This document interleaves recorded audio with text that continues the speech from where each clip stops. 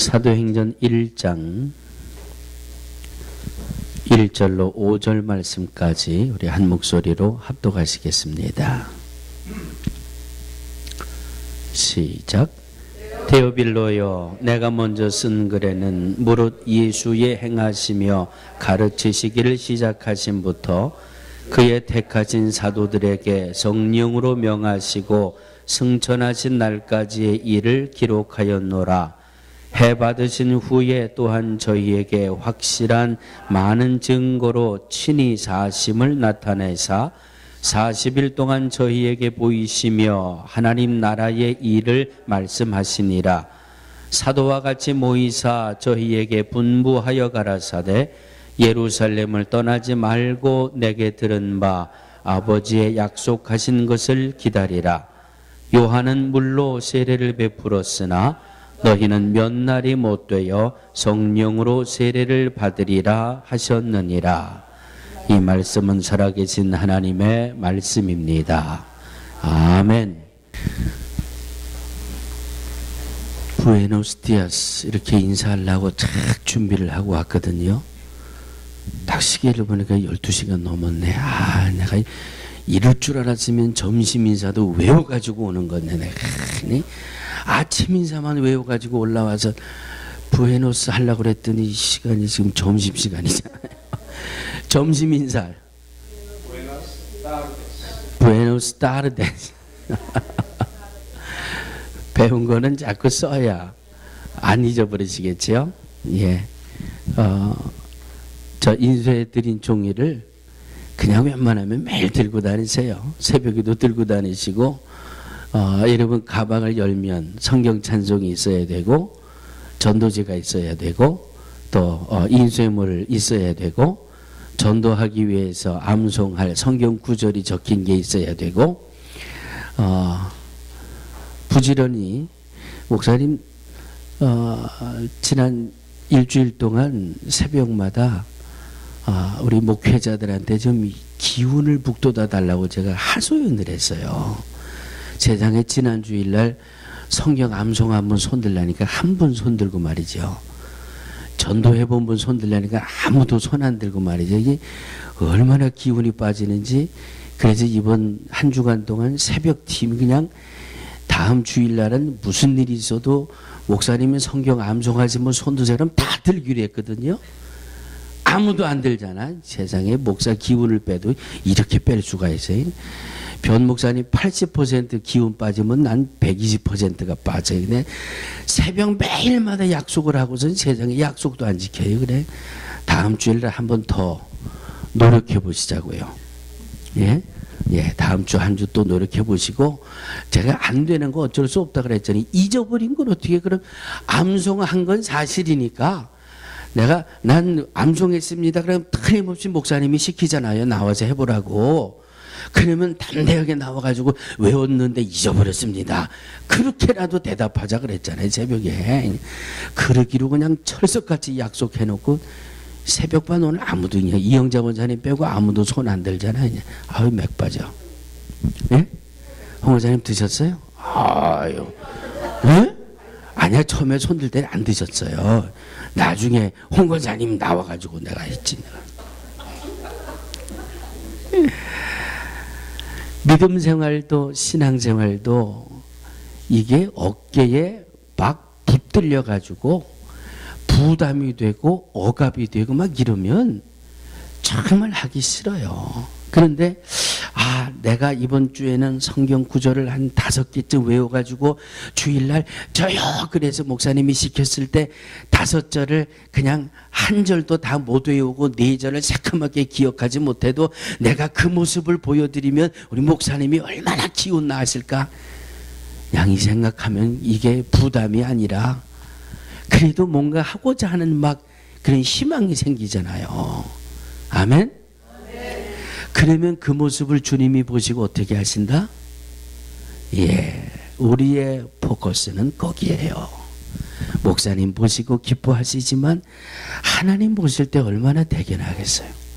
하나님 보실 때 얼마나 아름답겠어요. 이민생활 말 안 해도 얼마나 피곤하고 바쁘고 분주한지 다 알잖아요. 그런데 그 와중에서도 뭔가 해보려고 억압되고 그냥 부담에 푹푹 붙들려 가지고 하는 게 아니라 그냥 아유 한번 해봐야지 이런 기쁨과 소망을 가지고 하는 그 모습 주님이 보실 때 얼마나 기뻐하실까, 얼마나 대견해 하실까. 우리 믿음 생활 이렇게 하시자고요. 아멘. 아멘. 이 땅에 사는 모든 사람들에게 하나님의 구원 역사는 두 시대로 나뉘어집니다. 인류를 향한 하나님의 구원 역사는 예수님 이전과 예수님 이후의 두 시대로 나뉘어지는데, 예수님 이전을 무슨 시대? 구약 시대. 예수님 이후를 신약 시대. 이것을 인류를 향한 하나님의 구원 계획이, 하나님의 구원의 역사하심이 구약에도 있었고 신약에도 있었고 지금도 이루어지고 있고, 구약에도 신약에도 하나님의 구원하심의 계획은 있는데 그 구원하심의 역사, 그 구원의 중심에 누가 있어요? 예수 그리스도가 있어요. 구약에도 어떻게 구원을 받습니까? 하나님의 은혜로 구원을 받습니다. 신약에도 어떻게 구원을 받습니까? 하나님의 은혜로 구원을 받습니다. 신약에는 하나님의 은혜 중에 약속해 주신 메시아를 바라보는 믿음, 초림주로 오실 예수 그리스도를 바라보고 경외하는 믿음으로 하나님의 은혜의 구원을 받고, 신약에는 말 그대로 예수 그리스도를 믿음으로. 그래서 인류를 향한 하나님의 그 구원의 계획, 구원의 방법, 예수 이외에 다른 이름을 주지 않으셨다고 그랬어요. 구약에도 하나님의 은혜, 신약 시대에도 하나님의 은혜, 지금 우리들이 살고 있는 이 시대에도, 우리의 자녀들이 살아갈 시대에도 하나님의 은혜로 구원을 받는데, 그 하나님의 은혜의 중심에는 예수 그리스도가 있다. 그 예수님이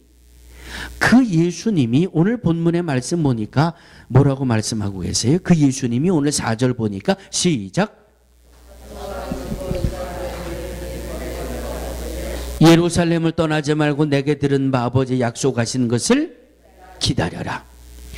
하나님의 은혜로 구원의 중심에 서 있는 그 예수님께서 내가 너희에게 분부하노니 분부하여 가라사대 예루살렘을 떠나지 말고 내게 들은 바 아버지의 약속한 것을 기다려라. 무엇을 말씀하고 있는 거예요? 성령을 말씀하고 있는 것이죠. 구원의 중심에 있고 구원의 핵심에 있는 이 예수님께서 분부라는 말은 다른 뜻으로 해석을 하면 명령 아니에요. 명령하셨는데 예루살렘을 떠나지 말고 주님에게 들은 바 아버지의 약속하신 것을 기다려라. 그래서 사도행전 1장 2장에 보면 누가 성령을 받았어요? 누가 성령을 받았어요? 이 말씀대로 했던 이들이 성령을 받았어요.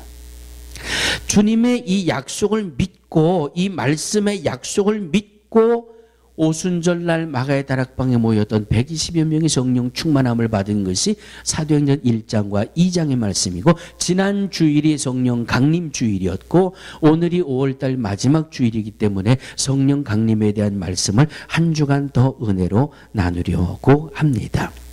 저를 한번 따라해 주시기 바랍니다. 성령은 하나님께서 보내셨습니다. 성령의 시작을 여러분 분명히 아셔야 돼요. 성령은 누가 보내셨어요? 하나님께서 보내셨어요. 성령은 하나님께서 보내셨어요. 요한복음 14장 16절 집에 가서 찾아보세요. 내가 아버지께 구하겠으니 그가 또 다른 보혜사를 너희에게 주사 영원토록 너희와 함께 있게 하시리니. 26절입니다. 보혜사 곧 아버지께서 내 이름으로 보내실 성령, 그가 너희에게 모든 것을 가르치시고. 성령을 보내주시고 아버지께 부탁하고 아버지께 기도해서 아버지가 내 이름으로 성령을 보내주셨는데 그 성령의 이름이 보혜사다. 자, 보혜사 성령에 대해서는 다시 두 번째 가서 한 번 더 말씀을 드리겠습니다만은, 보혜사 성령을 이 땅에 보내주시고 하나님이 보혜사 성령을 보내주시는 것은 예수님의 약속뿐만 아니라 이미 구약에 예언되어져 있던 말씀이에요. 잘 암송하고 있는 말씀이죠. 구약의 성령 하면 어디가 나와요? 요엘서가 딱 튀어나오잖아요. 요엘서에 어떤 말씀이 있어요? 정확하게는 잘 모르겠지만 노인은 꿈을 꾸고 젊은이는 하고 그런 말씀이 있잖아요. 그 말씀이 요엘서 2장 28절이에요. 그 후에 내가 내 신을 만민에게 부어주리니 너희 자녀들이 장래 일을 말할 것이며 너희 늙은이는 꿈을 꾸며 너희 젊은이는 이상을 볼 것이라. 이 말씀을 해석을 하는데요, 나는 늙었기 때문에 꿈을 꾸는 성령만 나한테 주신대요. 내가 성령을 받았는데 나는 성령 충만해서 꿈을 꾸면서 나는 젊은이가 아닌데? 성경에 보니까 늙은이에게 꿈을 주고 젊은이에게 이상을 주고 자녀들이 장래일을 말한 나는 어린이도 아니고 성경을 이렇게 문자적으로만 풀어 해석하는 그런 일들이 있어요. 그런 것은 상당히 큰 오류를 낳게 되지요. 이것이 문자적인 해석이 아니라 영적인 해석으로 따져본다면 그 성령 충만함 받는 그 영적인 수준, 영적인 분량, 영적인 그 재능에 따라서 하나님이 성령의 역사들을 부어주시는데, 그 성령이 일하시는 역사하시는 그 폭은 감히 이 머리로는 짐작도 할 수 없다는 말이에요. 예측도 할 수 없다는 말이에요. 지난 주일에 한 여집사님이 어떻게 간증했어요? 예? 창세기 몇 장?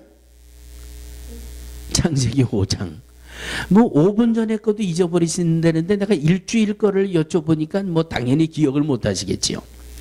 내 평생 소원, 내 남편 교회 가서 예수 믿고 구원받는 게 내 평생 소원인데 웬일에 자꾸 깨들이 교회 가자고 그러니까 이 와이프가, 이 여집사님이 그냥 정신이 번쩍 나가지고, 하필이면 왜 우리 담임 목사님 오늘 내 남편이 교회 오는데 다른 교회 나가고 말이죠. 하필이면 주보 와서 보니까 그 교회에 제일 막내 전도사가 설교한다 그러고 본문을 딱 보니까 창세기 아담 자손의 계보는 이러하니라. 누가 몇 살을 살고 죽고 누가 몇 살을 살고 죽고. 그런데 성령은 그 안에서도 역사하시잖아요. 왜 역사하셨을까요? 그만큼 기도로 밑을 뿌려놓으면 어떤 방법을 통해서든지 성령이 역사하시는 거예요. 내 평생 내 남편 예수 믿고 구원받는 게 소원입니다고 기도로 심어놨는데 막상 와보니까 누가 몇 살 몇 년을 살고 죽고 누가 몇 년을 살고 죽고, 거기에서 성령이 역사하시리라고 어떻게 생각을 했겠어요. 그러니까 예배당에 들어오면서 한숨이 들어오고 나가고 그냥 푸파. 그러나 성령은 거기에서 역사하시잖아요. 사람이 죽기는 죽는데, 지난 주일날 예배 끝났더니 저희 은영이가 오더니 아빠 큰일 났대요. 왜 큰일 났냐 그랬더니 이제는 이 비디오로 녹화를 해가지고 전 세계적으로 아빠 설교를 다 들을 텐데, 제가 지난주에 이 말씀 드리다가 어떤 말을 했나 하면, 누가 몇 년 살고 죽고 몇 년 살고 죽고 그랬더니 옆에서 어떤 사람이 뭐라 그랬다고요? 너도 죽어 그랬더니. 예? 평생의 교회라고는 처음 와가지고 누가 몇 년 살고 죽고 누가 몇 년 살고 죽었는데 누군가가 자기 보러 뭐라 그래요? 너도 죽어. 그러니까 이분이 속으로 어떻게 생각을 했다고요? 지난주에 설교 안 들었어. 예? 거기서 내가 살짝 아주 재미나는 말을 했단 말이에요. 퀴즈. 다음 주일날 제가 뭐라고 얘기했는지 그거 찾아가지고 오는 분한테는 내가 사탕 10개 드리게. 그러니까 그걸 보고서라 한번 퀴즈. 그런 말 설교할 때 하면 안 되는데 아빠가 이 문자 단어를 썼다고. 아주 그분의 입장에서는요, 내가 세상에 평생에 교회라고 처음 와가지고 내가 이러고 저러고 있는데 내가 그대로 얘기할게요. 이거 여기 이게 자꾸 걸려서 안 되겠어요. 어떤 놈이 나더러 너도 죽어 그래? 어떤 미친 놈이 나더러 죽으니? 그런 생각이 들어요, 안 들어요? 그랬단 말이에요. 너도 죽어. 세상에 머리털 나고 교회라고는 처음 왔는데 성령이 그러는지 그 사람이 어떻게 알아요? 그런데 그 음성이 누구의 음성이에요? 성령의 음성이에요. 너도 죽어. 너 죽을 준비 됐니? 그 말에 정신이 번쩍 들어가지고 나가다가 여보 어떻게 해야 교회 등록해? 그때부터 열심히 믿음 생활하고 있다는 간증을 지난주일에 나눠드리지 않았습니까? 하나님이 보내신 성령의 역사는 우리의 짧은 머리로는 그 분량을, 그 역사의 그 해당을 짐작하기가 너무나도 어려워요. 그래서 우리가 할 수 있는 것은 성령이여 도와주시옵소서, 성령이여 역사하여 주시옵소서, 성령이여 저 마음을 꽉 두드려 가지고 부숴 주시옵소서. 그건 내 뜻이고 성령을 함부로 명령하지 말라고요. 그럴 자격이 어디 있어요? 성령이여, 제가 볼 땐 아무래도 아닌 것 같은데 주님 원하시는 선한 방법으로 역사하시옵소서. 이게 옳지. 아멘. 이 성령은 하나님이 약속대로 보내주신 성령이에요. 두 번째로 한번 따라해 주시기 바랍니다. 예수님이 약속하신 성령이 오셨습니다. 오셨습니다. 아멘. 저희가 다 같이 한 곳에 모였더니, 사도행전 2장 말씀이죠. 오순절날이 이미 이름에 저희가 다 같이 한 곳에 모였더니 호련히 하늘로부터 급하고 강한 바람 같은 소리가 있어 저희 앉은 온 집에 가득하며 불의 혀같이 갈라지는 것이 저희에게 보여 각 사람 위에 임하여 있더니 저희가 다 성령의 충만함을 받고, 할렐루야. 성령은 오세요 오세요 해서 오신 게 아니라 하나님이 보내주시마 약속하신 약속이 성취된 것이 성령의 강림하신 역사예요. 예수님이 약속하셨던 그 약속을 믿고 기다리던 이들에게 하나님이 보내주신 성령을 충만히 받은 것이 바로 성령의 이 땅에 오신 역사의 역사라고 하는 말씀입니다. 4절에, 오늘 1장 4절에 예수님께서 분부하셨다, 예수님께서 명령하셨다 그랬지요. 뭐라고 명령하셨어요? 너희는 예루살렘을 떠나지 말고 아버지 약속하신 것을, 분부 곧 명령이에요. 예수님이 부활하셔서 40일 동안 부활하신 모습을 제자들에게 보여주시고 마지막 이 땅에서 공생애의 마지막 피리어드를 찍으시기 그 전에 제자들에게 분부하셨다고 그랬어요. 명령하셨다고 그랬어요. 예루살렘을 떠나지 말고. 예루살렘은 어디예요? 오늘날로 이야기하면 예배당이에요. 교회예요. 예루살렘을 떠나지 말고 무엇을 기다려라? 약속하신 것을 기다려라. 약속하신 것을. 기다리라고 하는 말은 그 약속을 믿고 준비하고, 성령의 그 약속을 믿고 준비하는 것은 기도하라는 말씀이지요. 약속을 믿고 기도하고 준비하고. 많은 이 신학자들이 이렇게 해석을 합니다. 예수님이 사도행전 1장에 말씀을 주실 때 예수님 주위에 모여있던 사람들의 숫자는 약 500여 명에 달한다라고 이야기합니다. 그런데 정작 사도행전 2장에 와서 설교할 때는 우리가 보통 몇 명이라고 그래요? 120명이라고 그러지요. 그러면 380명은 다 어디 갔어요? 380명은 약속을 듣기는 들었지만 믿지를 못했어요. 약속을 받기는 받았지만 뭐 어느 세월에, 그러고 약속을 기다리지 못하고 제 갈 길로 갔고, 380여 명은 똑같은 약속을 받았지만 믿지 않았고 기다리지 않았고 준비하지 않았고, 이 120명만 남아서 그 약속을 믿고 기다리고 준비하다가 성령의 충만함을 받았다라고 하는 사실입니다. 성령은 약속해 주신 약속이고 그 약속이 바로 2000년 전에 이 땅에 현실로 임하셨고 그 성령이 지금도 저와 여러분들과 함께 하신다라고 하는 말씀입니다. 세 번째, 하나님이 보내주신 성령의 이름은 오늘 말씀에 뭐라고 그랬어요? 요한복음 14장 6절에 보혜사라고 그랬어요. 보혜사. 다시 한번 보혜사. 보혜사 곧 아버지께서 내 이름으로 보내실 성령, 그가 너희에게 모든 것을 가르치시고 내가 너희에게 말한 모든 것을 생각나게 하시리라. 보혜사라고 하는 이름이 가지고 있는 뜻은 여러 가지가 있어요. 돕는 자, 변호하는 자, 탄원하는 자, 중보하는 자. 보혜사 성령은 성령 받은 사람을 돕는 역사를 이루십니다.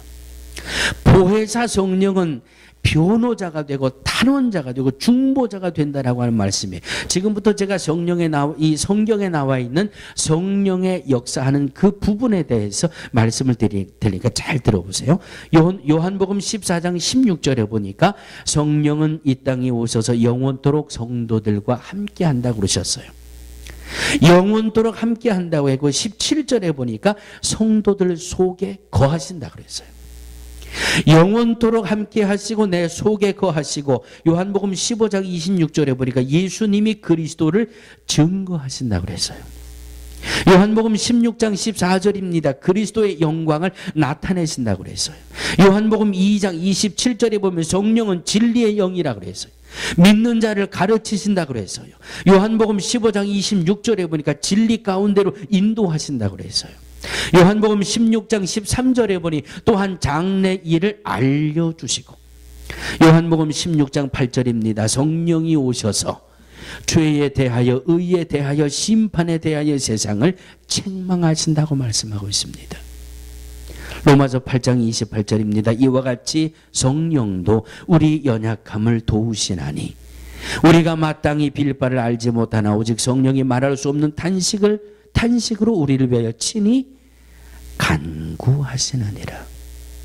사랑하는 성도들이요, 성령의 말씀을 드릴 때마다 늘 베드로라고 하는 이 사도, 여러분들에게 예화로 말씀을 드리지 않습니까?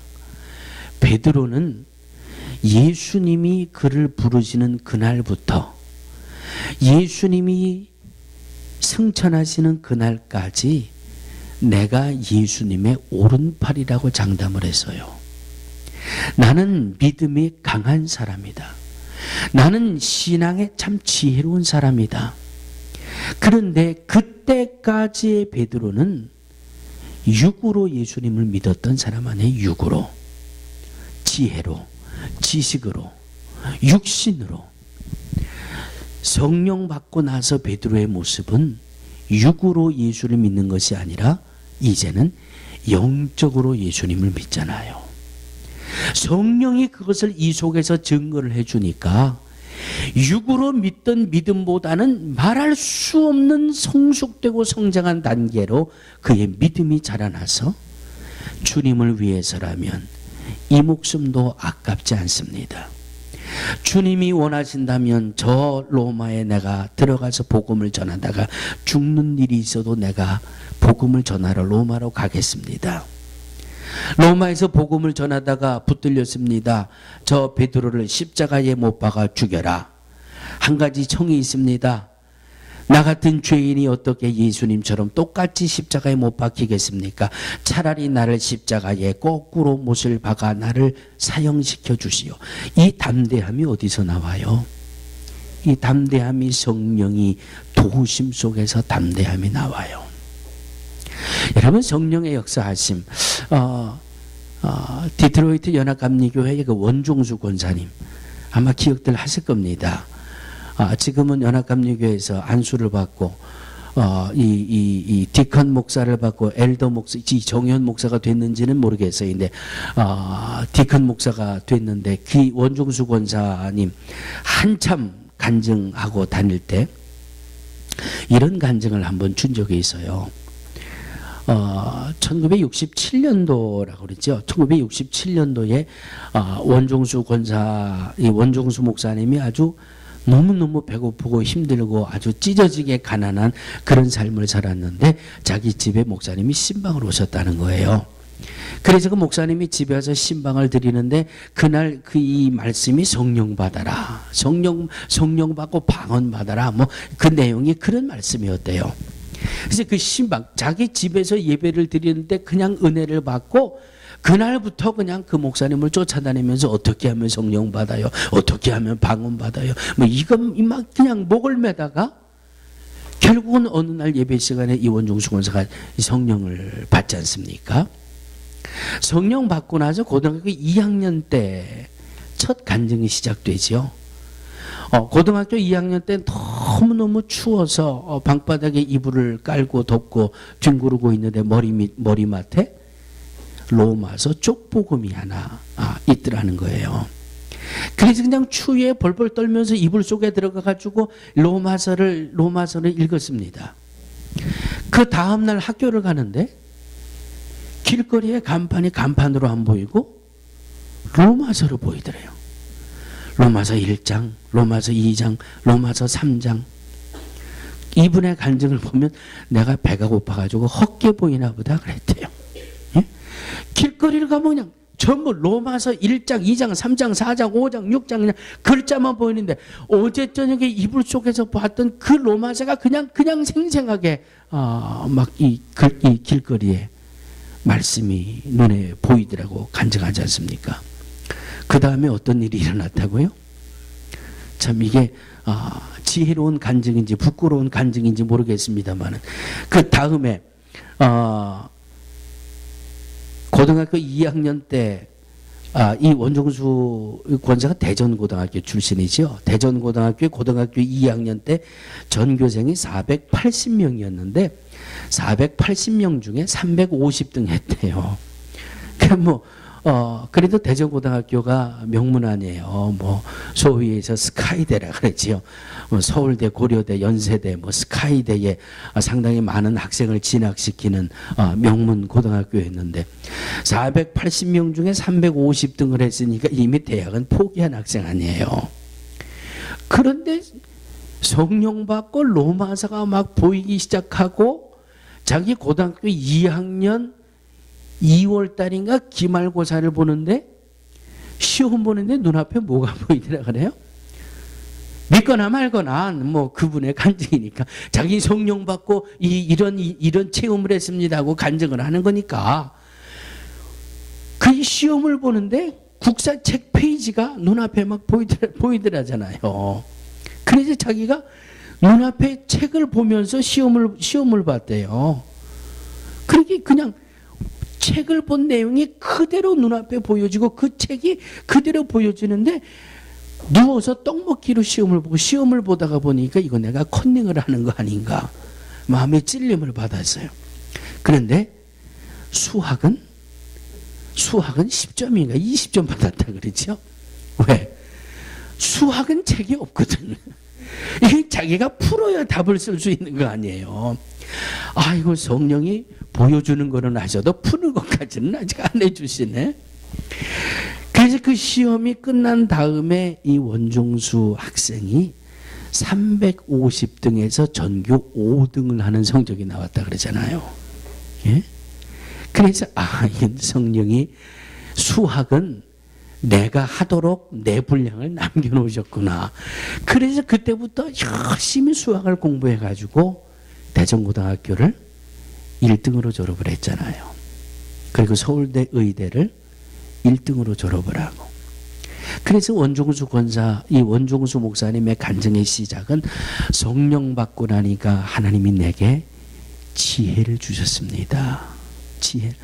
그래서 그 지혜를 통해서 훈련시키다가 하나님이 결국은 복음을 전하는 주의 종으로 그를 붙들어 쓰시잖아요. 하나님의 일을 하기 위해 맡기기 위해 성령을 주는 것이지. 사랑하는 성도들이요, 오순절날 성령의 임함으로 사도행전 1장 2장 3장을 보면 초대교회에 큰 부흥이 일어나지 않습니까? 사도행전 2장 41절에 보면 그 말을 받는 사람들은 세례를 받음에 이날에 사도행전 2장 41절을 다 찾으세요. 사도행전 2장 41절 시작.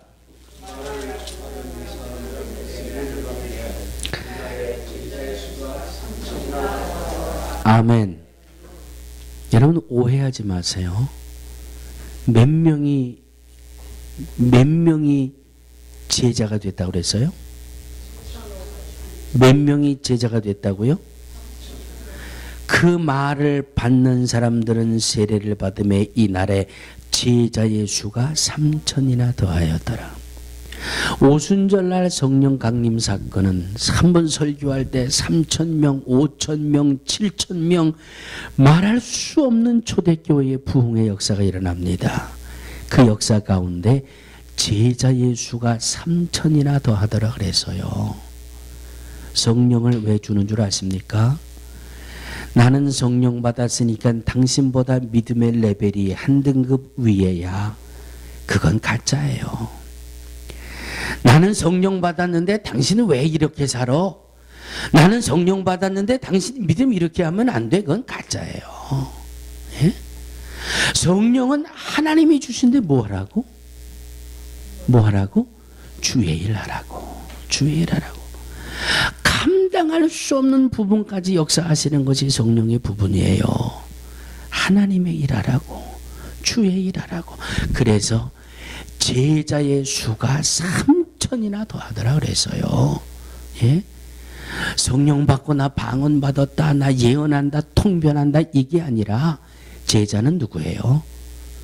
제자는요, 십자가를 위해 목숨을 내놓을 수 있는 사람들이 제자 아니에요? 예? 주님이 영광 받으시는 일을 위해 이 목숨도 아낌없이 헌신하는 것이 이것이 제자 아니에요? 성령 받고 제자의 수가 3천이나 더하였더라. 할렐루야. 목숨 걸고 주님 앞에 헌신하는 이들이 3,000명이나 생겼으니 초대교회가 부흥이 되겠어요? 안 되겠어요? 예? 성령 받으시기를 주의 이름으로 축원합니다. 성령 받아야 교회는 부흥합니다. 성령 받아야 여러분들의 심령은 더 큰 역사를 주께서 맡기십니다. 성령으로 충만한 우리 모두가 되어지기를 주의 이름으로 축원합니다. 하나님 감사합니다. 10년 전이나 10년 후나 변함없이 제자리 걸음하는 이들 없도록 하나님 도와주시옵소서. 약속을 믿고 예루살렘에 모여 기도하다가 성령 충만함을 받아 주의 제자가 되어 주의 교회를 세우며 많은 죽어가는 영혼들을 하나님 앞에 인도하는 성령 충만하여 주의 일할 수 있는 우리 모두가 되게 하여 주시옵소서. 예수님의 이름으로 축복하고 기도하옵나이다.